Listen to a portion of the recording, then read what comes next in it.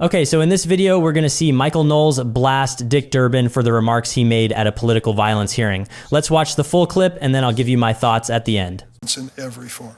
Thank you, Mr. Chairman.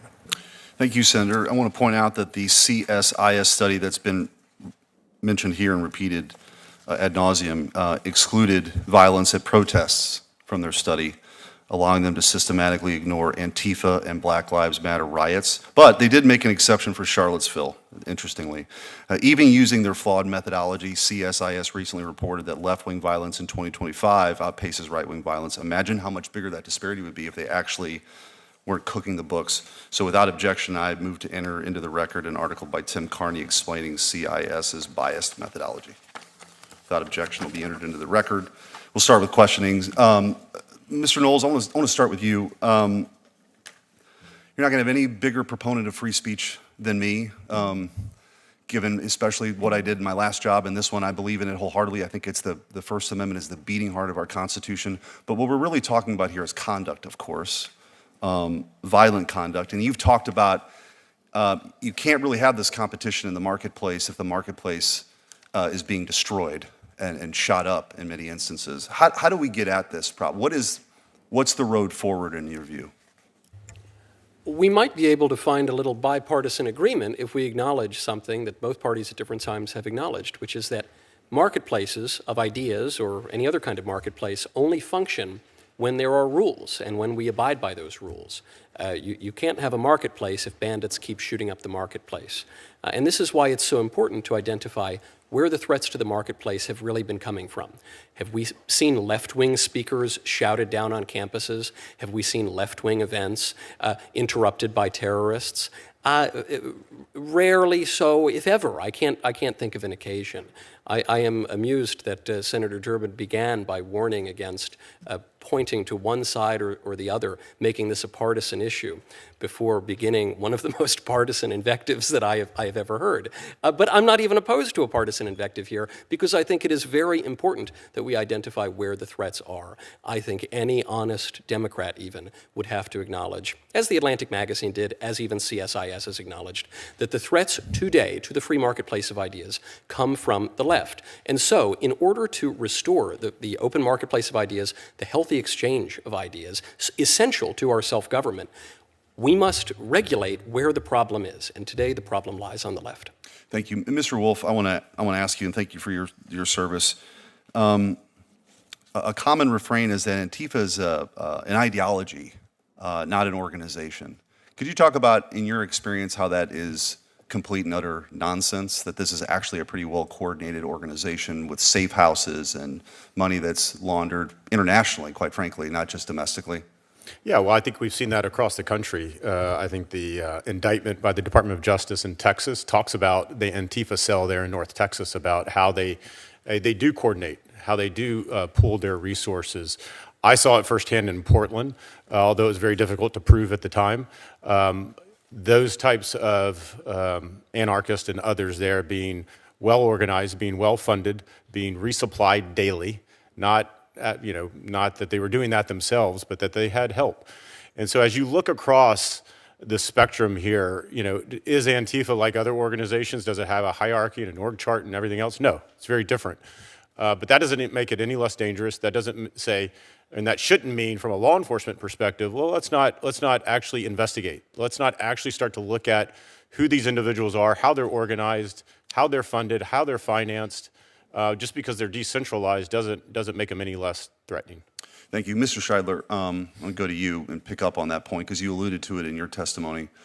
Understanding what Antifa is and its connections and organization, what are some suggestions you might have of how we could get at this problem of this radical organization hell-bent on destroying America?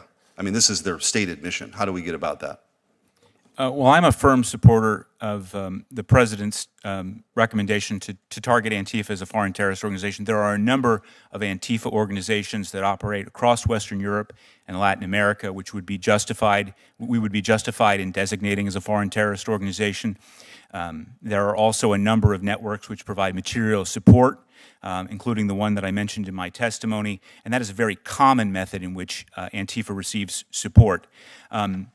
much like, for example, Islamic State or Al-Qaeda, where they host media outlets like Dabiq and Inspire, which will give you both ideological instructions as to how to become Antifa, what you need to believe and how you need to believe it.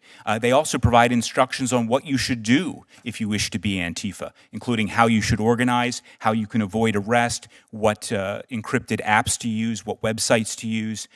They'll also provide instructions on how to destroy critical infrastructure, including 5G wireless communications, and how to derail trains. As, for example, the website It's Going Down did in a case that was related to 2 anarchists in the Pacific Northwest that derailed a number of trains in which the federal government was able to achieve a conviction. So these networks can be targeted for engaging in material support for terrorism. We are not talking about speech. We are talking about manifestos describing how to overthrow the government and how to do that with violence. Thank you. And President Trump has designated Antifa as a domestic terrorist organization, and I've written to Secretary Rubio for the foreign terrorist organization, and we'll see what happens with that. Ranking Member Welch. I mean, the sheer audacity of Dick Durbin to sit there and piously lecture everyone about no violence from the left or the right. Did he think no one was listening? He immediately pivots right into attacking the right using that completely fraudulent CSIS study. It's the whole Democrat strategy in, what, 30 seconds? But we should never, ever forget who Dick Durbin actually is. This is the guy who went on the Senate floor back in June of 2005 and compared American soldiers, our troops at Gitmo, to Nazis, to Soviets in the gulags. And when he faced bipartisan blowback and a week later apologized on the Senate floor for a very poor choice of words. And this is the guy who feels he has the moral high ground to lecture anyone. It's just staggering. He has this deliberate amnesia. He'll talk all day about January 6th, but he just, poof, forgets about the 900 plus police officers who were injured during the 2020 riots, forgets about the, 277 officers defending that Portland courthouse. That doesn't count, apparently. That's the part that just drives me insane. They all have this political amnesia. We're supposed to forget the $2 billion, and I mean billion with a B, in insurance claims. The most expensive in history. That's the mostly peaceful protest violence that Dick Durbin just wants to shove down the memory hole. And that's why what Senator Schmitt did was so important. He exposed the source. He showed that this CSIS study Durbin is waving around, it's a complete fraud. It's not academic. How do we know? Because they admitted it. The methodology. I mean, you can't make this up. It excluded violence at protests. Well, isn't that convenient? Just systematically ignore all the BLM and Antifa riots that burned down cities for a summer.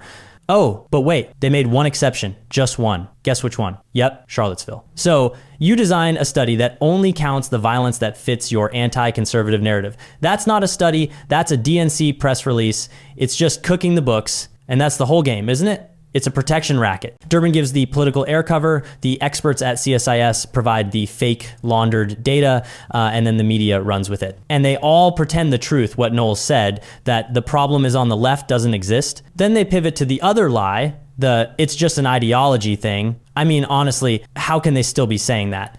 Knowles was right to bring up that Texas indictment. 18 people. 18 charged in a coordinated attack on an ICE facility. That's not an idea. That's a conspiracy. That's a cell. But that wasn't even the most chilling part. The part about derailing trains. That's not a hypothetical. It's real. A real case that the media just buried. These 2 anarchists in Washington, Samantha Brooks and Ellen Reich, they were convicted of a terrorist attack. They were placing shunts, that's the word, on train tracks. Why? To derail a train. And that train, it was carrying hazardous chemicals right through a residential area. Their motive? Strike a blow against the fossil fuel industry. This is mass casualty terrorism. This is the ideology Durbin is protecting. This is the violence that CSIS excluded. And it just proves, doesn't it, that Trump was right from the absolute start. Let me know your thoughts in the comments. While you're down there, hit the like button and subscribe. I appreciate you guys, and I'll see you in the next one.